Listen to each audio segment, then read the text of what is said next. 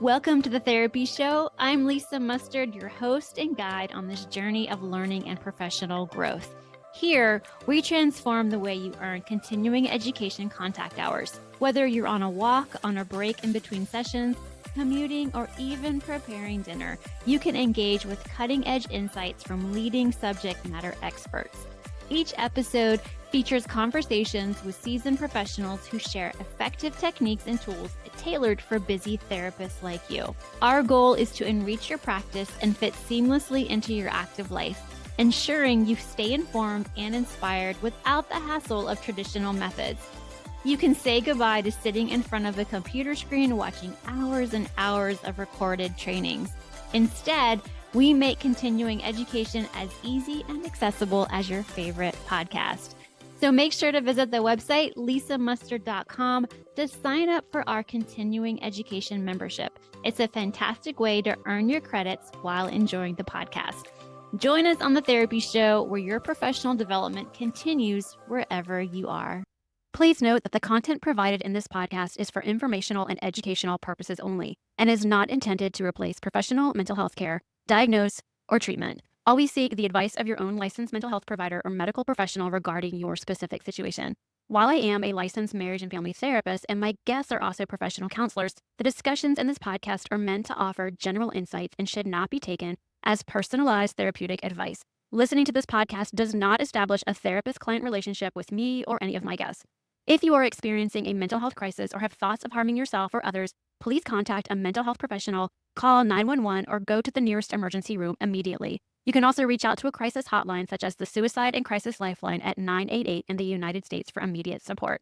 Every individual's journey is unique, and what works for one person may not be suitable for another, so please use discretion and seek appropriate care as needed. Well, hey friends, welcome back to another episode of the Therapy Show. I'm your host, Lisa Mustard, and today I want to get back into a topic that I've been covering the past couple of episodes, and it's been on the hearts of a lot of people lately, at least the people I've been talking to, working with in session, as well as family, friends, people, acquaintances, you name it. Why political stress feels so personal. If you've ever felt emotionally wrecked after reading a headline, argued with someone over politics, and left feeling shaken, or just wanted to shut it all out, you are not overreacting. You are human. This episode is about why politics hit so deeply on an emotional level, the real toll it takes on your mental and physical health, and how to process these feelings in a way that builds resilience instead of burnout. I don't know if y'all are noticing a theme here, but I talk about political stress and anxiety, but I also want to focus on building resilience and growing through difficult things. All right, let's get into this. Let's start here. Political stress isn't just about policies or parties. It touches the core of who we are. It challenges our values, our sense of safety, and our hopes for the future. And when political decisions or debates threaten things we care deeply about, whether it's fairness, freedom, safety, or community, it just feels personal because it is personal. And in today's nonstop news cycle, the emotional weight of politics can feel relentless. Breaking headlines, endless social media feeds, heated commentary, all of it keeps our nervous systems activated on high alert, even when we don't realize it. I refer to it as outrage porn. I feel like there's so much outrage porn. Every time I open social media or I turn on the news, it's just outrage porn. That's what I call it. Okay, so here's something I want you to hear loud and clear. These reactions to these headlines, the endless social media, also known as outrage porn, they are totally normal. Your stress, anxiety, anger, they're not signs that something is wrong with you. They're signals that you care and that you're engaged with the world around you. There's even research that supports this. Therapists talk about something called moral injury, the emotional distress we feel when we witness or experience things that go against our core beliefs and values. And when political events challenge those beliefs, it really cuts deep. But it's not just the events themselves, it's also about relationships. Political stress can strain connections with loved ones, coworkers, even strangers that we know, quote unquote, know on social media and on the internet. When someone we care about sees the world differently, it can feel like a rupture, a break in shared reality. And that is a heavy emotional toll.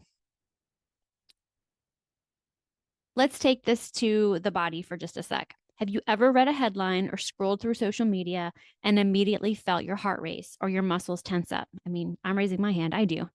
That's your nervous system doing its job, responding to a perceived threat. And your brain doesn't always distinguish between a physical danger and an emotional one. And when something feels like it threatens your identity, your safety, or your values, your body is going to kick into fight, flight, or freeze.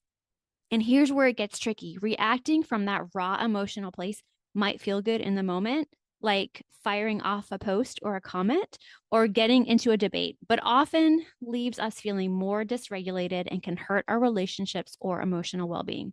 So that's why pausing and processing those feelings is absolutely key. It helps shift us from reacting impulsively to responding intentionally. And that's where resilience is built. So let's do a quick reflection together. And this is one of the exercises that comes straight from my Coping with Political Stress ebook workbook. And I think you'll find it helpful. So pause and check in with your body. Notice where political stress might be showing up. Is your jaw tight? Are your shoulders raised? Is your breath shallow? And then name that feeling. Is it a fear?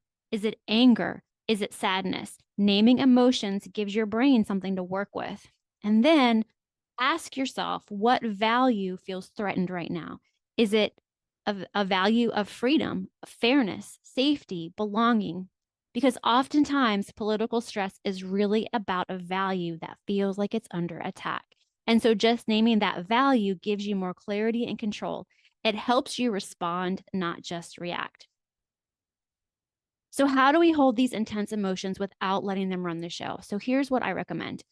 Validate your feelings because they are real and they are valid. Don't minimize them. Give yourself time and space. You don't have to react right away. You can pause. I highly recommend pausing. Ground yourself, take deep breaths, move your body, or step away from the screen. Reflect on the deeper meaning. What are these emotions teaching you about yourself, your values, and what you care about? Because this is the process that helps build emotional resilience. It helps you stay engaged without losing who you are or yourself. And if this conversation hits home for you, I've got 2 resources now that can support you even further. The first, already mentioned, is my Coping with Political Stress ebook workbook. It's packed with tools like the reflection exercise that we just did. It's a 62-page guide filled with prompts, grounding practices, and strategies to help you set healthy boundaries with both media and social media and to reconnect with your values, plus much more. And you can grab it at the link in the show notes. And then for my fellow therapists out there, I've created something just for you, a Coping with Political Anxiety and Stress conversation framework. It's a printable guide with 97 essential questions designed to help navigate political conversations and therapy sessions with compassion and ethical care without taking sides. It's perfect for helping clients explore political stress without feeling stuck, whether you're working one-on-one, supervising, or facilitating groups. You can also find that link in the show notes. So here's your reminder that political stress feels personal because it is personal. It touches your values, your hopes, and your sense of safety in the world. But you can hold those emotions, create space to understand them, and come back to yourself with clarity and resilience. So thanks so much for being here today. If this episode spoke to you, share it with someone who could use this reminder too. Take care of yourself, stay curious, and I'll be back next week. So see you then.